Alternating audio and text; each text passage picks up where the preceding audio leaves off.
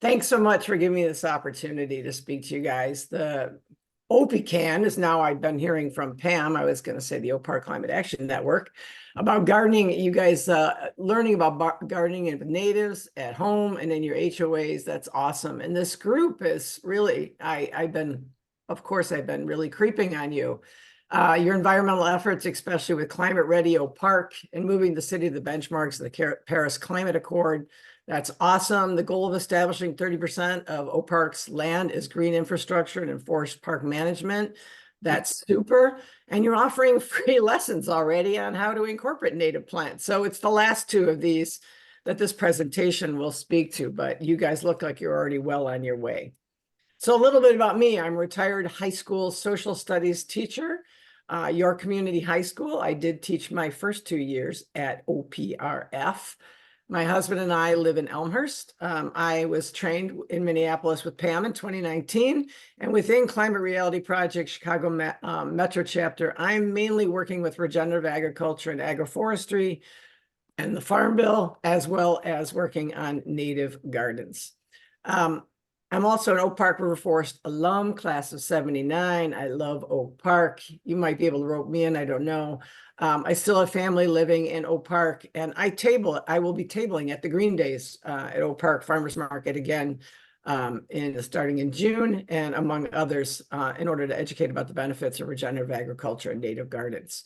So, yay, class of 79. Are you a class of 79? Yes. Not OPRF. Not OPRF. Oh, okay. Well, then, like I say. All right, so let me quickly address climate change and its direct relation to a group of practices that restore soil health called regenerative agriculture. So together with forestry and other land use, agriculture is responsible for just under 25% of all human-created greenhouse gas emissions. Global soil health in decline, degradation of farmland, soil, and thus a decrease in crop productivity as a result of global warming and increased levels of CO2. But it's not just the degradation of agricultural soil. It's partly because of conventional farming practices. A large part is. About 3.2 billion people worldwide are suffering from degraded soils. That's about half the world's population. So there's no question we're degrading the soils all over the world. We're losing the organic carbon from the soil, and that undermines the agricultural productivity of the soil. It also contributes to climate change. Most soil is emitting CO2, not sequestering it. But using regenerative agriculture principles, we can help to heal the soil around the world and also here in Oak Park on a microcosm level. So regenerative agriculture is a land management practice that prioritizes soil health by rebuilding organic carbon, which will improve the carbon sequestration ability of the soil, increase the water retention, reduce the erosion, and heal the soil's natural biome. And you can see from this graphic here, trees would be really great to decrease the CO2 through sequestration. But if you look at soil can hold a lot more CO2 than trees can. And also it takes decades for trees to reach maturity, and we really don't have that kind of time. So regenerative agriculture works with nature, often mimicking the natural processes while helping to restore them, and relies on several principles and practices. So while I talk about these principles, I would like you to think about how these practices are directly related to the health of your gardens and can be implemented, or perhaps you are already implementing them in your garden. Okay, least disturbance. Instead of tilling the ground and exposing soil, farmers plant seeds in tiny holes using a seed drill. They also avoid using chemical pesticides and fertilizers. Living roots. Instead of letting the fields lie fallow between the plantings, the farmers grow cover crops that naturally restore nitrogen. And keeping roots in the soil prevents the erosion of the soil, and it also fosters soil health. Soil armor. Along the same lines, farmers use soil armor in the form of compost and decomposing plant matter, which also gives the soil more nutrients. Animal integration. Farm animals are part of regenerative operations. Their waste and treading adds nutrients to and helps aggregate the soil.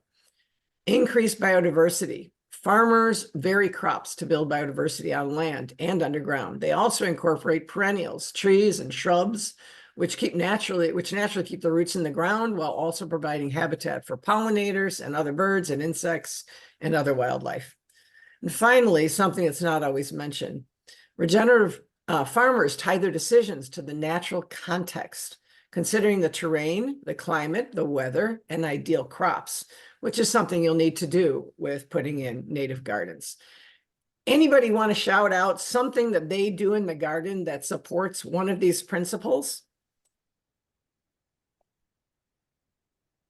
Planting clover to rebuild Very nitrogen good. in the Yay! soil. Nitrogen. Thank you.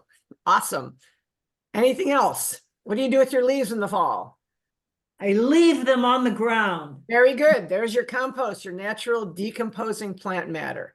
Okay, so there are a lot of these things that you do naturally. Some people don't even think about it. But once you get these principles down and you use these in your native garden, you will create a regenerative garden, albeit a native one. All right, so regenerative agriculture builds healthy soil. It's a climate change and food system solution. It produces net increases in CO2 absorption over CO2 loss, leading to carbon drawdown. Much more resilience to climate impacts like wind and water erosion, flooding and droughts, better moisture retention and groundwater replenishment, higher yields and more crop nutrients, which can better support farmers and rural communities, ecosystem benefits that can provide extra on-farm income like honeybees. And ultimately, it's better for us, it's better for the planet, it's better for all forms of life. In fact, studies by Regeneration International and others have indicated that 50% of the sequestration that we need to draw down the CO2 currently being released into the atmosphere and the oceans can be accomplished if only 10% of the world's farms introduced regenerative agriculture practices. It's amazing. It's the best solution. There is no downside. So how can you create these principles in your gardens here in Oak Park? Doug Ptolemy, he's an entomologist at the University of Delaware. In his book, Nature's Best Hope, which I'm sure several of you are familiar with, he talks about asking us, encouraging us to create wild habitats in our yards so that together we can create the largest homegrown national park in the United States. Our bees, butterflies, and other pollinators need corridors to move through where they can find native plants, and we can create those corridors by planting native pollinators like milkweeds in our yard. There's somewhere around 40 million acres of lawn in the lower 48. Turf grasses occupy about 1.9% of the surface of the continental United States, the single largest irrigated crop in the country. Conservatively, American lawns take up 3 times as much space as irrigated corn. So replacing some of your lawn with plants that are native to the area will attract local insects, including bees and butterflies. Deeper roots will help nourish the soil and increase water retention. Composting yard and food waste can add to the soil nutrients. Rain barrels help preserve water, and regenerative principles used in your garden will help it to sequester carbon. So why should we plant native plants as opposed to other perennials? Native plants are those that naturally occur and have evolved in a specific region over thousands of years. They're well adapted to the local climate, the soil conditions, and wildlife, making them resilient and low maintenance choices for gardeners. So after the first 2 or 3 seasons of establishment in your yard, they typically require so much less maintenance than a conventional lawn or garden does. Native plants do not require chemical fertilizer or pesticides, as they are less prone to diseases and pests, and they can save you money in the long term while helping the environment and creating a healthier place for you, your family, and your community. And many of those so-called pests that are bothersome in a conventional garden, like aphids, are welcome food sources for wildlife in a native garden. Native plants, can be quite beautiful and lend your backyard a sense of place rooted in natural history, while providing food and shelter to support birds and beneficial insects and pollinators, essential for healthy ecosystems.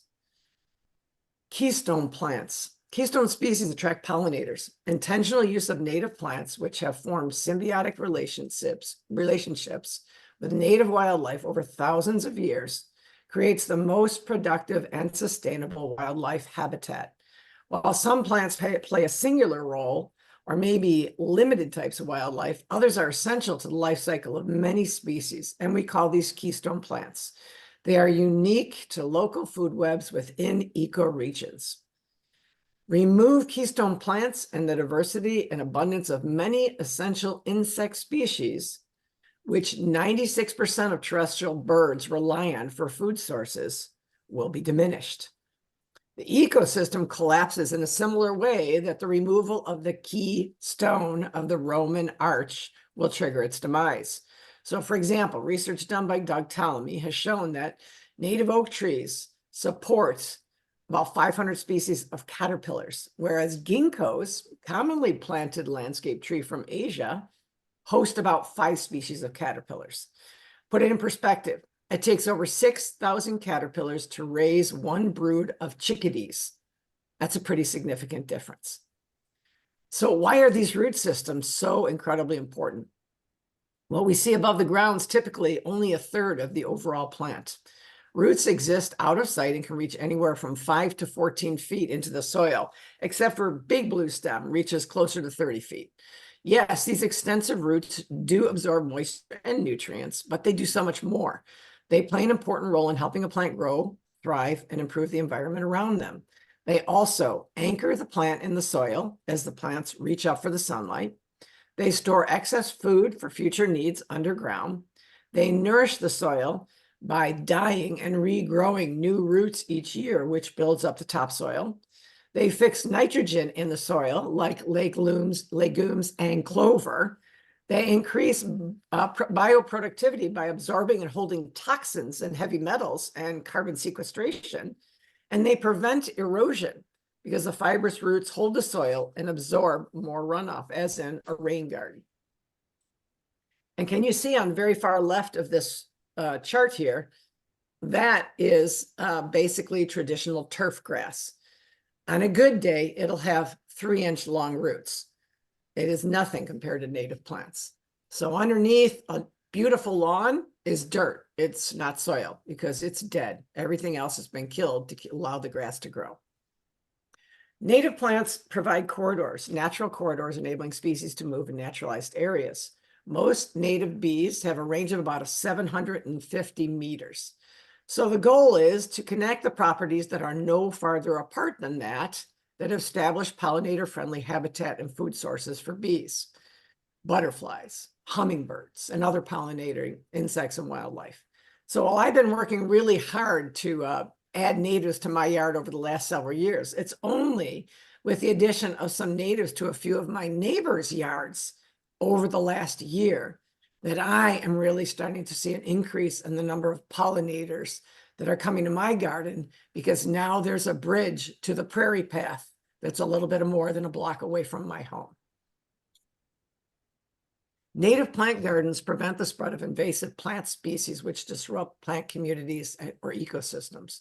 Most native plant species seeds love naked soil, so dense native landscaping is the best protection against invasive plants taking hold.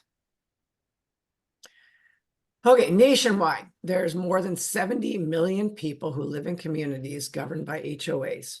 And traditionally, and still the norm today, such communities enforce conventional landscape aesthetics, namely turf grass on a predetermined percentage of property, and other non-native plants that do not support biodiversity and require chemical fertilizers and pesticides.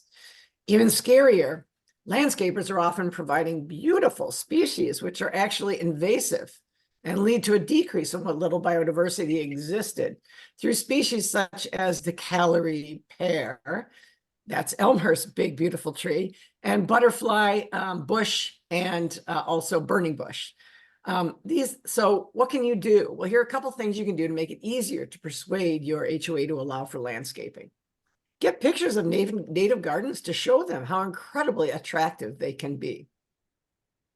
Make a landscape plan, because the biggest fear is that it's going to be a wild garden. So show them that it'll be a beautiful plant garden. Phasing can slowly implement the plan over time. Once you've established a track record that you will produce a beautiful as well as ecologically conscious landscape, people will be more likely to trust you with ideas that are further outside the box than what they expect in a landscape plan. Phasing is also good because it can break down the cost of incorporating a new garden into smaller costs over several years. You can become a board member and thereby influence other board members. You can connect with other projects in your area to see what works well. You can enlist experts to weigh in and visit your board. So for example, your resource sheet has several different native landscapers on it who would be happy to come and talk to your board. You should know what the characteristics are of your land. Are there dry areas, flood-prone areas? Those are great reasons to put in a native garden because it can solve those problems. Do you have access to any master gardeners or master naturalists? Because they can also help to sway your board to tell them what's so great about native gardens. So what steps can you have to actually implement these native gardens? These are my suggestions, and not everyone goes necessarily in these orders. These pictures are from my garden. So step one, select a type of garden. A rain garden, a songbird garden, a butterfly garden, a pollinator garden. What is it you want to have? And I actually have a garden that has several of those components in it in different places. Step two, you can choose plants to fill your garden based on whether your garden gets full sun, partial shade, or complete shade. These pictures from the left to right are on the left, the middle of my yard that gets full sun. And you can see Monarda, yellow milkweed, butterfly weed, and the back is common milkweed. The back area of my yard in the middle, it's got some shade in it. So you can see black-eyed Susans, purple coneflower, Culver's root, got little blue stem grasses back there, some wild onions, some other things. And then on the right, this looks like it's near the fence, but it's not. It's actually under the eave of my house and under a maple tree. And that's a great blue lobelia. And yes, that thing flying next to it is a hummingbird. So cardinal flowers are full sun, great blue lobelias are partial to more shade, and they both, I have now hummingbirds for the first time starting in last summer. Highly recommend them. Step three, find plants that are uniquely suited to supporting wildlife in the region, keystone plants, such as goldenrod, black-eyed Susan, milkweeds, or Joe Pyeweed. This is Joe Pyeweed. It's really pretty. Know your plants. How big are they going to grow? Will they spread? How long will the flowering period last? It sounds like a lot, but the resource guide has some great internet sources that can help you and tell you exactly what's going to happen with those plants. Native or cultivar? This is a big question. A cultivar is a plant that has been selectively bred for certain characteristics like flower, color, size, growth. Cultivars may be derived from both native and non-native species. While cultivars may have some of the same physical characteristics as their parent plant, they may not be adapted to the same local climate or soil conditions, and they may not provide the same ecological benefits as true native plants. So you want to try to steer clear of cultivars. A nativar is a plant that's cultivated by a variety of hybrid. It's a hybrid of a native plant. So the term nativar is a portmanteau or a combination of native and cultivar. Nativars are mostly bred for like specific traits like flower color, disease resistance, while still retaining some of the characteristics of their native parent species. While nativars are not considered to be native plants, they may still provide some of the same benefits as native plants to support the local ecosystem. So once your garden plants are established, perhaps 2 to 3 summers, they'll need very little care. I don't water my gardens that I put in that first summer. They're just fine. However, you can figure out how to keep some of the water in your backyard, like redirect your downspouts, plant sedges, grasses. They can sequester water. My sump pump discharge from my house is connected during the summer, spring, summer, fall, to an underground hose that goes under about 50 feet of my garden bed, so that when it does rain, you know, for days after, the sump pump's kicking stuff out and it still gives it some water. Okay. Rain barrels, very, very helpful. I'm sure Oak Park has a program. I know that Elmhurst does. And these barrels are all repurposed from food barrels. So you're not buying something that's new plastic, which is really super important to me. You're buying something that's already been used. Not very difficult to set up. You usually need to put them on some kind of a foundation so they're high enough so you have gravity to move the water. But it's pretty easy to connect these to your house or garage downspouts. Native plants can help you manage the water in the backyard as well. This is my backyard, the back of my backyard. With deep roots, they absorb the excessive water and they aggregate the soil so they can hold water from heavy rains. And that means when there's drought, then there's water in the ground that the plants can reach. So this back area of our garden, the very back part, used to flood every time it rained. Even if it wasn't a big rain, we'd still have big puddles back here. We have no problems with this anymore. I think underneath to the right side, you can't see it, is a picture of the soaker hose that goes from my rain barrel by the garage to this garden, but it doesn't really, I don't water it with my normal hose. It gets the rainwater, and that's basically about it. And it just thrives really well in the summer. So right now I'm in the process. My husband, he was so excited to see how well the rain was being absorbed from the gardens that I had already put in. He really loves his lawn too. So this is a big deal. He actually asked me to add some additional gardens because we got some snow and it caused some flooding. So these two areas in my backyard that have hay over them, because this is back in February, I put boxes down. So cardboard boxing over the areas of the lawn that I wanted to create new garden beds on. And then I cover them with topsoil and compost. It's really best to do it in the fall because the snow and then the spring rains help the cardboard break down more. When you cover over the grass, grass doesn't have a lot of nutrients, but mine's not treated, so it has some nutrients, and you save those nutrients as opposed to taking the grass out and depleting what nutrients are there. I don't have any problems with grass coming back up. It's really been a wonderful solution for me to use. Okay, so speaking of decreasing lawn size, a study in Sweden on the positive environmental contribution of the American lawn concluded that the positive effect of soil carbon sequestration on the climate footprint of intensively managed lawns was found to be negated by greenhouse gas emissions from management operations such as mowing, irrigation, and fertilizer.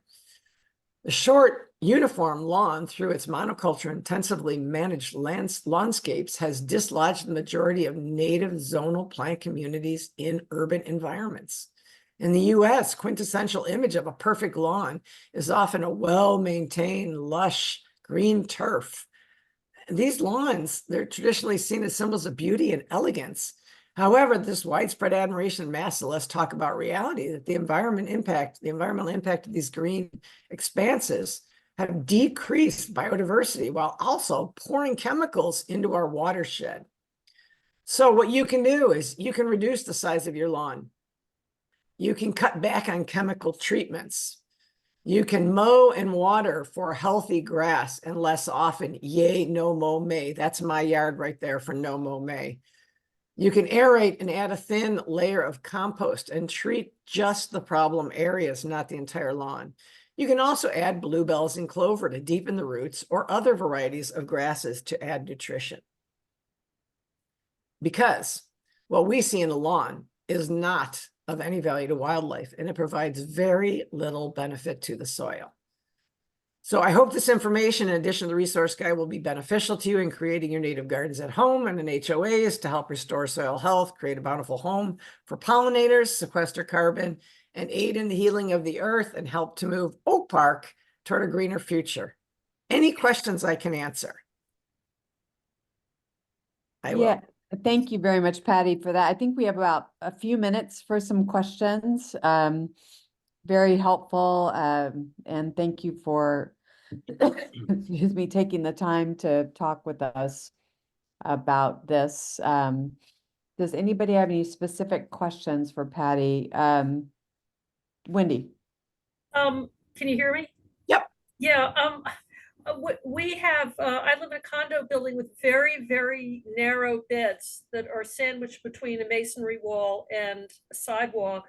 And we have a ton of dogs. And I know that there are parts of the parks in Oak Park where beautiful, successful prairie grasses were wiped out because of pet waste.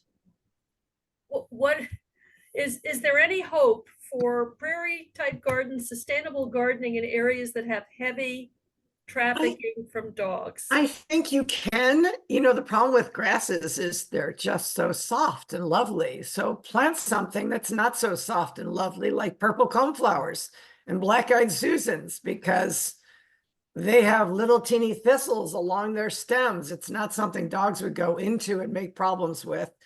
Pretty good with being urinated on, obviously. But you know, there are some hardy things. You don't necessarily have to go to grasses if they're going to kill grasses. And there are going to be some grasses that are better than other grasses. I'd talk to, you know, Morton's Arboretum. I'd talk to some of the landscape people that are setting up, you know, we in Elmhurst, we're not allowed to plant on the parkway. Some people do, but we're not allowed to do it.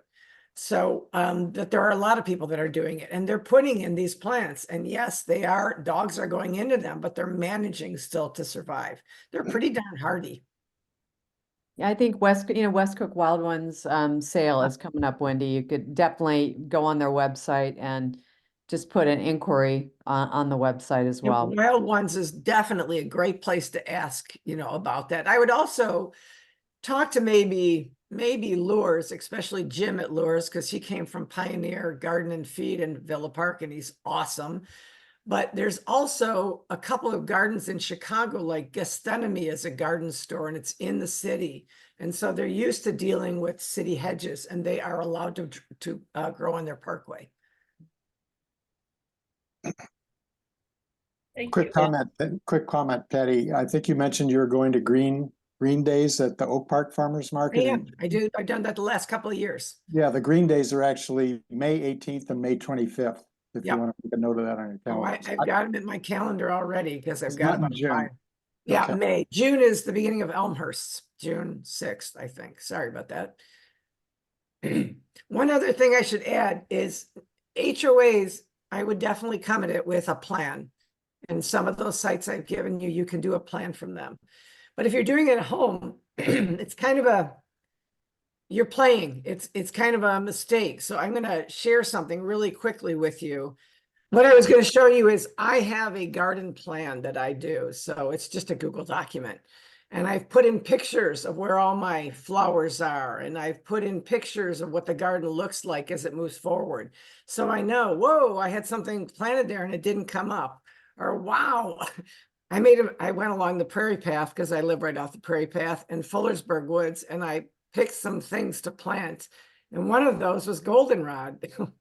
It's Canadian goldenrod. When it got over 6.5 feet, I had to get rid of it because it was too big. So you have to be careful about what you're getting. And so I played and I've added things. And that's kind of what it is until you get what you actually want. So now I'm getting better and more choosy about what I had. I know what's good and what I can add now, but it took me a while to get there. So it won't be perfect when you first do it. And you find other people that love to share seeds. So if you do visit me at Green Days, I always have seeds with me. I give away seeds because if I've already given away probably over 2,000 packages of seeds. And if each of those people has put one native plant in, then I am creating a pollinator corridor. So that's kind of the goal. Great. Any other questions? I think we have just maybe time for one more question if anybody has one.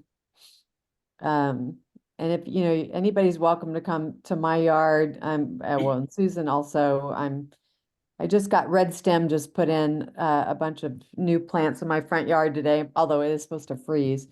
But then I also have a rain garden in our backyard where the downspouts go into it, you know, rain barrels, all that stuff. So if anybody is interested, come on by. And I am a master naturalist for whatever that's worth. Good for you. Thank you very much.